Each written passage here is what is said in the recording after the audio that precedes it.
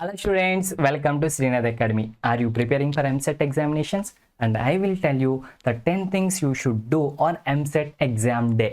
So MSET exam రోజున పాటించవలసిన 10 tips నేను మీకు ఇప్పుడు తెలియజేయబోతున్నాను స్టూడెంట్స్. ఓకేనా?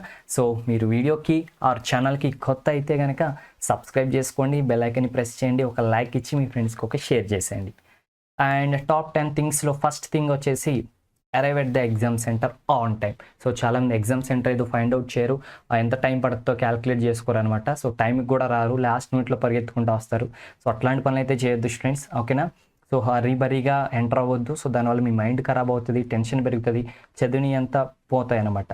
సో కాబట్టి ఎగ్జామ్ కంటే ఎగ్జామ్ సెంటర్ దగ్గర వాళ్ళు ఏ టైంకి ఉండమన్నారో దానికంటే ఒక హాఫ్ అన్ అవర్ ముందే ఎగ్జామ్ సెంటర్ దగ్గర ఉండండి. Okay, next read the instructions carefully. Exam centre reach అవ్వగానే వాళ్ళు కొన్ని ఇన్స్ట్రక్షన్స్ ఇస్తారు, ఎగ్జామ్ హాల్లో ఎగ్జామ్కి రిలేటెడ్ కొన్ని ఇన్స్ట్రక్షన్స్ ఇస్తారు.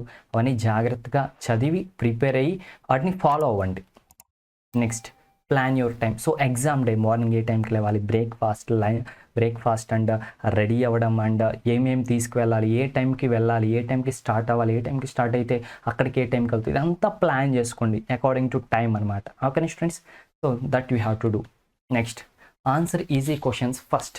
సో ఫస్ట్ మీరు ఈజీ క్వశ్చన్స్ని ఆన్సర్ చేయండి, కష్టమైన క్వశ్చన్స్ వద్దు. ఓకేనా?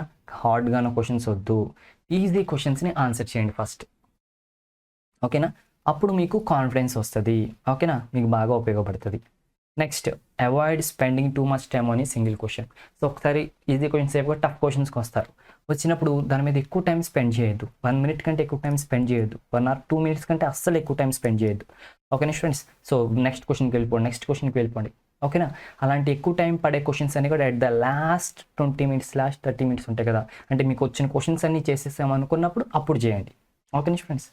Next manage your nervous. So ఆ టైంలో నర్వస్ అవ్వడం, ప్యానిక్ అవ్వడం, కొంచెం టెన్షన్ ఫీల్ అవ్వడం, అదంతా కామన్, అందరికీ ఉంటుంది. అది మీరు గుర్తుపెట్టుకోవాలి. ఓకేనా? ఇదేదో నాకే వస్తుంది, నేను సరిగ్గా పర్ఫామ్ చేయను అనుకోవద్దు. It is common for everyone.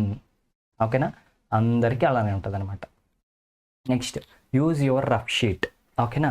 So మీ యొక్క రఫ్ షీట్ని మీరు యూజ్ చేయండి. సో వాళ్ళు ఇస్తారు రఫ్ షీట్, సో చక్కగా ఫస్ట్ మార్జిన్ పెట్టుకోవడం. ఓకేనా? ఫస్ట్ క్వశ్చన్ అనుకోవడం, దానికి సంబంధించి వాల్యూస్ వేసుకోవడం, తర్వాత సెకండ్ క్వశ్చన్ వాల్యూస్ వేసుకోవడం, అలా చేయండి.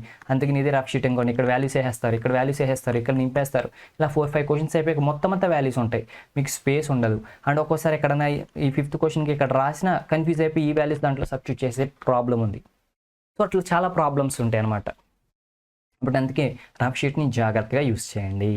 Next keep track of time. So మీ టైంని చాలా జాగ్రత్తగా మీరు యూజ్ చేసుకోండి. ఓకేనా స్టూడెంట్స్? సో ఎప్పటికప్పుడు టైం ఎంత అయింది అనేది మీరు ప్లాన్ చేసుకోండి. ఓకేనా స్టూడెంట్స్? ఎంత టైం అయిందో చూడండి, దీన్ని బట్టి మిగతా టైంని ఎలా యూస్ చేసుకోవచ్చు, ఏ క్వశ్చన్స్కి ఎక్కువ టైం ఇవ్వాలి, ఏ క్వశ్చన్స్కి తక్కువ టైం ఇవ్వాలి. సో ఆన్సర్ వస్తున్న క్వశ్చన్స్కి ఎక్కువ టైం ఇవ్వండి, సో ఆ టఫ్ క్వశ్చన్స్ అన్నిటికీ తక్కువ టైం ఇవ్వండి. అట్లా టైం మేనేజ్మెంట్ చేసుకోండి. ఓకే? సో ఎగ్జామ్లో ఎవ్రీ హాఫ్ అన్ అవర్కి మీరు టైం చూసుకోండి. ఒక స్టూడెంట్స్ హాఫ్ అన్ అవర్ ఎలా తెలుస్తారంటే మీకు కొంత గ్యాప్ వచ్చింది అనిపించగానే ఒకసారి టైం చెక్ చేసుకోండి.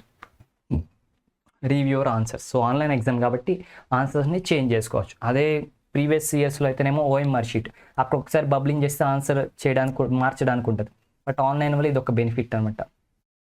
సో మంచిగా ఆన్సర్స్ని ఏం చేస్తారు, ఆన్సర్స్ని మంచిగా చేంజ్ చేసుకోవడానికి ట్రై చేయండి. ఓకేనా? అంటే లాస్ట్లో ఒకసారి రివ్యూ చేసుకోండి, ఎక్కడైనా ఓకే ఇది కాదు, ఇది బై మిస్టేక్ ఇది ప్రెస్ అయిపోయింది అనుకుంటే మార్చండి. And next submit your answer sheet on time. ఓకేనా? సో మీ ఆన్సర్ షీట్ని మీరు టైంకి సబ్మిట్ చేయండి. ఓకేనా students? So of course online exam కాబట్టి అదే సబ్మిట్ చేసేసుకుంటుంది మీరు చేయకపోయినా, బట్ దానికంటే ముందు మీరు కంప్లీట్ చేసుకుని రెడీగా ఉండాలన్నమాట స్టూడెంట్స్. ఓకేనా? సో ఈ 10 థింగ్స్ మీరు ఫాలో అవ్వండి.